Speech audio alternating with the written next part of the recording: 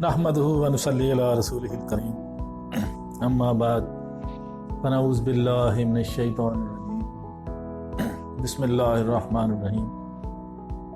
मुअज़्ज़ज़ सामीन किराम अस्सलामु अलैकुम। आज हम जहेज़ के बारे में बात करेंगे।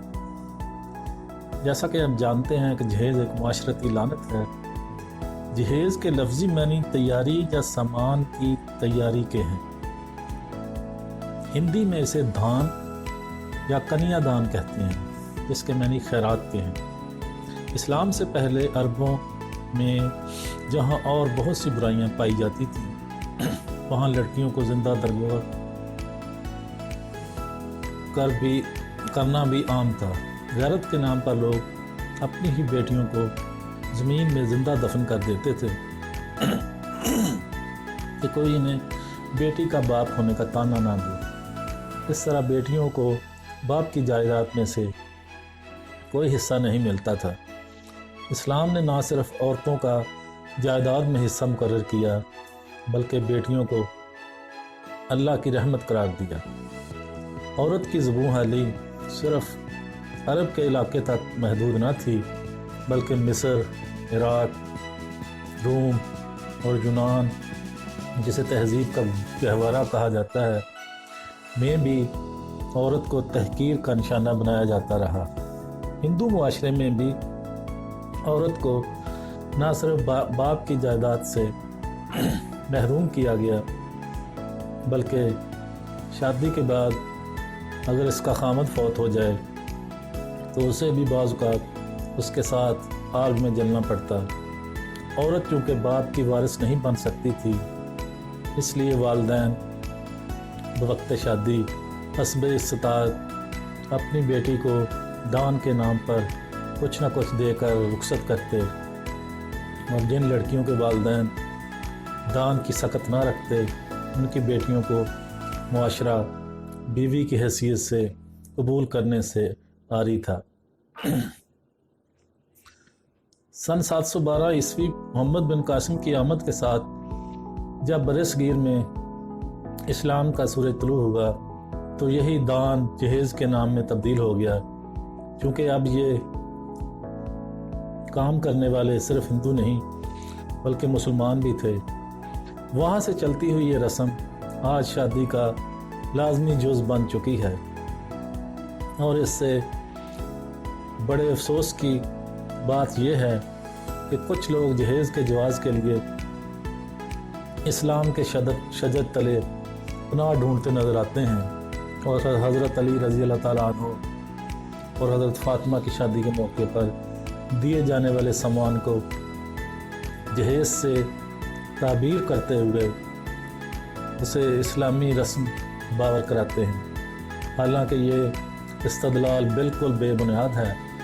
वाक़या यूँ है कि हज़रत अली रज़ी अल्लाह ताला अन्हु जब हिजरत करके मदीना तशरीफ़ लाए तो अपना घर बार सब कुछ मक्का छोड़ आए। मदीना में आप माली लिहाज से मक्का की निस्बत इतने मुस्तहकम ना थे। जब आपका रिश्ता हज़रत फ़ातिमा रज़ी अल्लाह ताला अन्हा से तय हुआ, तो इस वक्त आपके पास सिर्फ़ एक तलवार, एक घोड़ा और एक ज़रा थी। हुज़ूर सल्लल्लाहु अलैहि वसल्लम ने हज़रत अली को ज़रा बेच देने का हुक्म दिया, जिससे हज़रत उस्मान रज़ी अल्लाह ताला अन्हु ने ख़रीदा। इन पैसों से आपने चंद घरेलू इस्तेमाल की बुनियादी चीज़ें खरीदी। इस वाक़या से दो चीज़ें साबित होती हैं। एक, अगर कोई शख्स नेक हो, अगरचे गरीब हो, उससे निकाह किया जा सकता है। दो, इज़्दिवाजी ज़िंदगी में इस्तेमाल होने वाली चीज़ों का बंदोबस्त करना मर्द की ज़िम्मेदारी है। इस वाक़या से जहेज़ की हिल्लत की बजाय हुर्मत साबित हो रही है कि जहेज़ की तैयारी खामद की ज़िम्मेदारी है, ना कि बीवी और इसके घर वालों की। लिहाजा इस रवायत से इस्तदलाल करने वालों को अक्ल के नाखून लेने चाहिए। बाप की विरासत में बेटियों का एक मुअय्यन हिस्सा कुरान ने मुकर्रर किया है। उसकी तरफ तो कोई तवज्जो नहीं की जाती, बल्कि अगर कोई मुतालबा कर दे تو اسے معیوب تصور کیا جاتا ہے۔ اس کے برعکس جہیز کے بغیر شادی کا تصور بھی ناممکن ہے۔ معاشرے میں کتنی ہی لڑکیاں ایسی ہیں جن کی شادی اس لیے وقت پر نہ ہو سکی کہ ان کے والدین ان کے جہیز کا بندوبست نہ کر سکے۔